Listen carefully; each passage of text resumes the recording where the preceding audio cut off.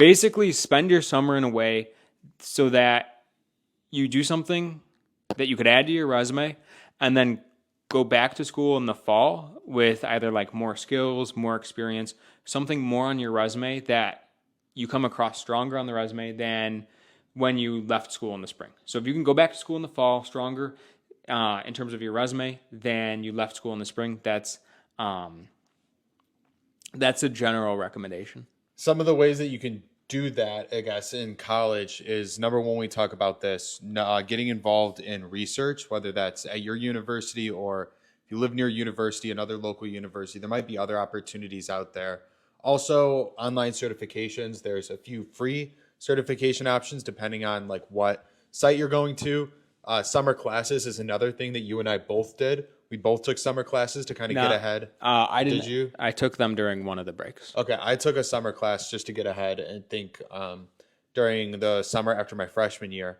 And then what are some other ones? Personal projects, along with part time work experience. Like, don't sleep on that one because even though it might not be directly related to your major or internships that you're looking to get, they could offer number one, I mean, it shows if you're employed by something, in my opinion, it can show that you are being trusted by that employer to handle whatever responsibilities are associated with that job, right? I mean, you automatically just get that like responsibility avenue, but also depending on what you do, there could be transferable skills or transferable experiences that you can leverage from that experience to help get opportunities that are a little bit more directly directed towards your professional interests. And even during, say, like an interview, that like if you have a part-time job, even if it's, let's say you're a freshman or a junior, or a freshman or a sophomore, and you worked a part-time job in high school, and you're trying to fill up your resume, you can put that on your resume.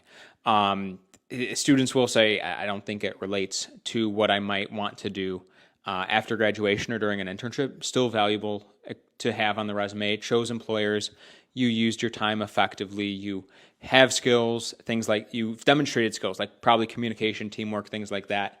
Especially in like customer service jobs. The thing with like a customer service job, whether You had one, maybe right?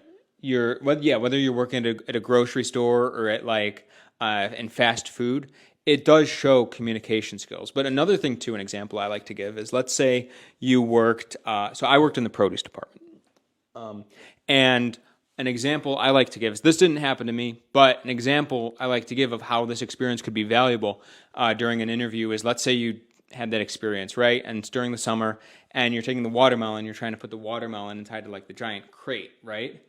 Or like you're picking up a watermelon. And now let's say in theory you dropped it on the floor and it just splattered in front of like 20 customers.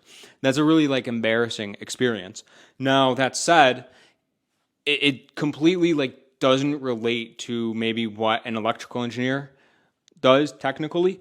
But if you were asked in an interview for an internship, tell me about a time when you had to deal with a very stressful moment, or when something embarrassing happened, or when you had to think fast, I can almost guarantee sharing that experience would be very memorable and could very much help set you apart because it's unique and original.